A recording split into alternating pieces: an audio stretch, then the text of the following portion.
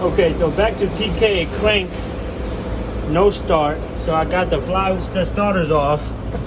The starter looked brand new. I don't think it's been replaced that long ago.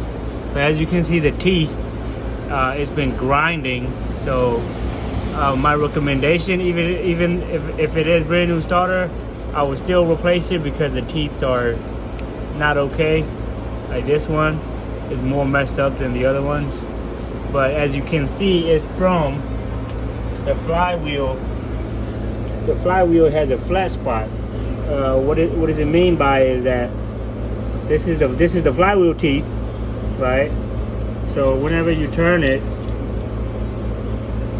the other teeth around the other ways are going to be good.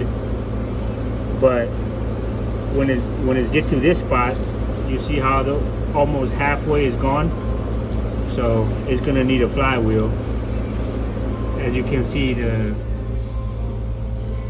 metal shaving that's been grinding. So there you go. That's the answer. You're gonna have to replace the flywheel and the starter. That's it. Well, make sure you test it after you replace it. All right, fam. Thank you for watching.